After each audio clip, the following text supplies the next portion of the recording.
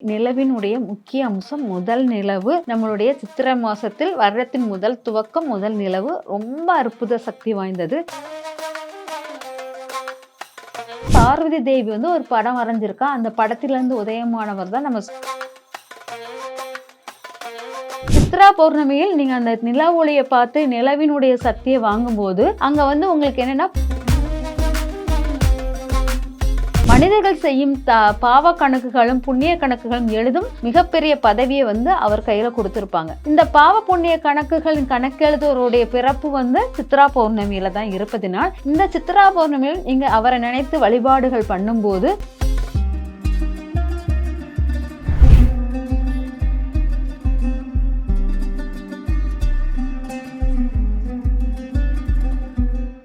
Real one ஆன்மீகம் நேயர்களுக்கு வணக்கம்.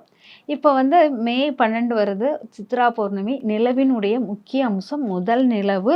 நம்மளுடைய சித்திரை மாசத்தில் வருடத்தின் முதல் துவக்கம் முதல் நிலவு ரொம்ப அற்புத சக்தி வாய்ந்தது. இந்த சித்ரா பௌர்ணமி நம்மளுடைய முதல் கணக்குகளை தொடங்குவதற்கு மிக சிறப்பாக இருக்கும். அதே போல் பார்த்தீங்கன்னா நம்மளுடைய போன ஜென்ம கர்மாக்களை மன்னிக்கும் இடமும் இந்த இடத்துல தான் இருக்குது. இந்த சித்ரா பௌர்ணமி சித்திரகுப்தர் பிறந்த ஒரு பௌர்ணமியாக எடுத்திருப்போம். அதாவது பார்வதி தேவி ஒரு படம் வரைஞ்சிருக்கா. அந்த படத்திலிருந்து உதயமானவர் தான் நம்ம சித்திரகுப்தர். அந்த சித்திரகுப்தர் காமதேனு பசுவின் மடுவில் இருந்து அப்புறம் வெளியே வந்தவர் அப்படிங்கிறது. அப்போ காமதேனு பசுவிலிருந்து வெளியே வந்தவர் காமதேனு பசு என்னன்னா எக்ஸ்ட்ரா நிறைய நாலேஜ் அனுபவ அறிவு உள்ளதுதான் காமதேனு பசு. அதிலிருந்து வெளியே வந்த ஒரு நம்மளுடைய சித்திரகுப்தர் நிறைய அறிவுத்திறன் பெற்றவராகவும் நிறைய விஷயங்களை கால்குலேட் பண்ணி அதை எழுதக்கூடிய மிக திறன் வாய்ந்தவராகவும் இருப்பார். இது ஏன், அதாவது பார்வதி தேவியின் கையால் வரையப்பட்ட கைவண்ணத்தில் அவரால் உருவாக்கப்பட்டதுனால அவர் எழுதும் ஒவ்வொரு கணக்கு வழக்குகளும் மிக சிறப்பாக எழுதக்கூடிய தன்மையுடையதாக இருக்கும். அதனால தான் அவருக்கு யமதர்மன் கிட்ட மனிதர்கள் செய்யும் பாவ கணக்குகளும் புண்ணிய கணக்குகளும் எழுதும் மிகப்பெரிய பதவியை அவர் கையில கொடுத்திருப்பாங்க. இந்த பாவ புண்ணிய கணக்குகளின் கணக்கெழுதுவருடைய பிறப்பு சித்ரா பௌர்ணமியில தான் இருப்பதினால் இந்த சித்ரா பௌர்ணமியில் நீங்க அவரை நினைத்து வழிபாடுகள் பண்ணும்போது உங்களுக்கு பாவ கணக்குகளும் புண்ணிய கணக்குகளுக்குள்ள தீர்வுகளை அவர் கரெக்டா நம்மளுக்கு நல்ல ஒரு பாவ மன்னிப்புடன் நம்மளுக்கு எடுத்து கொடுக்கக்கூடிய மிகப்பெரிய இடம் இந்த சித்ரா பௌர்ணமியில் இருக்குது. அதனால அதிகாலையில் எந்திரிச்சு சித்ரா பௌர்ணமியில் நீங்க முதல் துவக்கமான பிள்ளையார் வழிபாடை பண்ணிட்டு அப்புறமா நீங்க சித்ரா பௌர்ணமி வழிபாடு பண்ணும்போது சிறப்பாக இருக்கும். அந்த பிள்ளையார் வழிபாடு முதல்ல மஞ்சள் பிள்ளையாரை பிடிச்சு அவருக்கு பூக்களால் அர்ச்சனை பண்ணிட்டு அதுக்கப்புறம் நம்மளுடைய சித்ரா பௌர்ணமி சித்திரகுப்தரை நினைச்சு பூஜைகள் பண்ணணும். அவருக்கு பிடித்த நைவேத்தியங்கள்ங்கிறத விட நீங்க உங்களுக்கு என்னெல்லாம் இனிப்பு வகைகள், அவல் பாயாசம் இந்த மாதிரி வைத்து அவருக்கு வழிபாடு பண்ணும்போது சிறப்பாக இருக்கும்.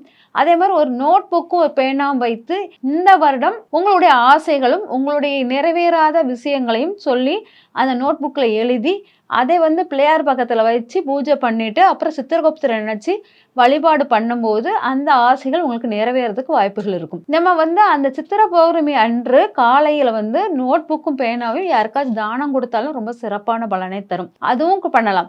இது பண்ணிட்டு ஒரு காலையில சாப்பாடு எல்லாம் சாப்பிட்டு கோயில போய் எந்த கோயிலுக்கு போகணும், சிவபார்வதி இருக்கிற கோயிலுக்கு போய் வழிபாடுகள் பண்ணிட்டு அப்புறமா நீங்க வீட்டில் அறுசுவை உணவுகள், வடை பாயாசத்துன்னு அறுசுவை உணவுகள் வைக்கணும்.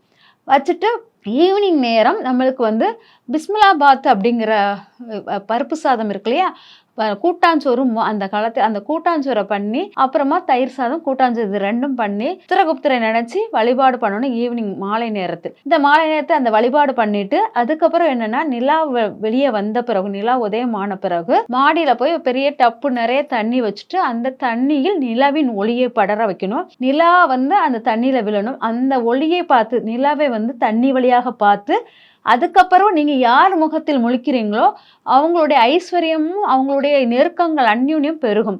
அதனால என்ன பண்ணுவாங்கன்னா நிலா ஒளியை நீர் வழியாக பார்த்து அப்புறம் கணவனுடைய முகத்தை பார்ப்பாங்க. பார்க்கும்போது கணவன் மனைவியுடைய அந்யூன்யம் நன்றாக இருக்கும் அப்படிம்பாங்க. அதே போல் அந்த நாளில் நம்ம அதாவது அந்த குடும்பத் தலைவியின் கையில் அமிர்தம் சுரக்கும். எப்பவுமே குடும்பத் தலைவி கையில் ஒரு அமிர்தம் சுரப்பு இருக்கும். அதனாலதான் குழந்தைங்களுக்கு உணவு ஊட்டும் போது அந்த உணவுகள் ரொம்ப அற்புத சுவை வாய்ந்ததாக இருக்கும். அம்மா கையில சாப்பிடுற குழந்தைங்க வந்து ரொம்ப விரும்புங்க. ஏன்னா அம்மா கையில் சுரக்கும் அந்த அமிர்தம் அற்புத சுவையை கொடுக்கும். அதுபோல தான் அன்று வந்து நல்ல அமிர்தம் அம்மா கையில் கிடைக்கக்கூடிய அமிர்தம், அதாவது அமிர்த சுரப்பி சுரக்கும். அதில் நம்ம இந்த கூட்டாஞ்சோறையும் தயிர் சாதத்தையும் குழந்தைங்களுக்கு ஊட்டி விடும்போது அந்த அமிர்தத்தின் அதாவது கல்கண்டு சாதம், ஏதாச்சும் ஒரு வெள்ளை சாதம் கல்கண்டு சாதமோ இல்லாட்டா கூட்டாஞ்சோறும் வைத்து குழந்தைங்களுக்கு ஊட்டி விடும்போது அந்த குழந்தைங்கள் வந்து அம்மாவுடைய அரவணைப்பும் அன்பும் பெறுவாங்க. இது வந்து என்னன்னா, தாயுடைய அன்பு அரவணைப்பில் வளராத குழந்தைங்களுக்கு வந்து தாய் கையால் உணவு அருந்தும்போது அந்த வருடம் ஃபுல்லா நீங்க குழந்தைங்கள ஹாஸ்டல்ல விட்டாலோ இல்லாட்டி ஏதாச்சும் ஒரு காரணத்துக்காக பிரிஞ்சிருந்தாலோ அந்த ஒரு நாளில் நீங்க கொடுக்குற அந்த உணவினால் அந்த குழந்தைங்களுக்குள்ள அந்த பாசம் அந்யோன்யம் வந்து அதிகமாக இருக்கும். தாய்மை பாசத்துக்காக அந்த குழந்தை ரொம்ப வீக்கா இருக்கும். அதை வந்து இந்த ஒரு நாளில் உங்களால சரி பண்ண முடியும். அதே மாதிரி சித்ரா பௌர்ணமியில் நீங்க அந்த நிலா ஒளியை பார்த்து நிலவினுடைய சக்தியை வாங்கும்போது அங்க வந்து உங்களுக்கு என்னன்னா பாசிட்டிவான ஒரு வைப், உங்க குடும்பத்தோட உட்காந்து அந்த நில ஒளியை வாங்கி அந்த உணவு உட்கொள்ளும் போது அந்த வருடம் ஃபுல்லா உங்களுடைய ஒற்றுமை வந்து ஓரளவு தக்க வைத்துக் கொள்ளலாம். கொஞ்சம் ஒற்றுமையுடன் வாழலாம். நல்லா ஒருத்தர் சண்டை சச்சரவு இல்லாமல் இருக்கிற மாதிரி இருக்கும்.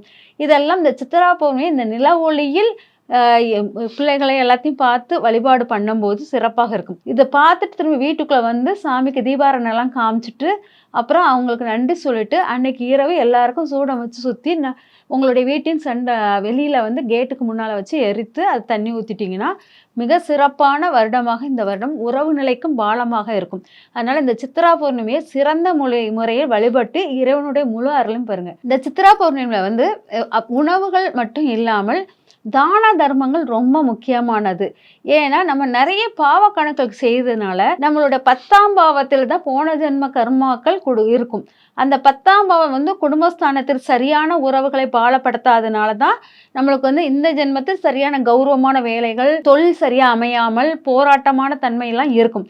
இந்த சித்ரா பௌர்ணமியில் இந்த குடும்பத்துடன் ஒன்று சேர்ந்து ஒரு தானம், யாருக்காச்சும் ஒருத்தரை வர வச்சு அவங்களுக்கு உங்க வீட்டுக்கு வர வச்சு அவங்களுக்கு குடும்பத்துடன் சேர்ந்து அது தானமா நீங்க உங்க குடும்பத்துல உங்க பிள்ளைகள், உங்க மனைவி, குழந்தைங்களோட கணவன் எல்லாம் சேர்ந்து ஒருத்தருக்கு தானம் கொடுக்கும்போது உங்களுக்கு அந்த போன ஜென்மத்துடைய கர்மாவினுடைய இது வந்து தடைகள் எல்லாம் நீங்கிரும்.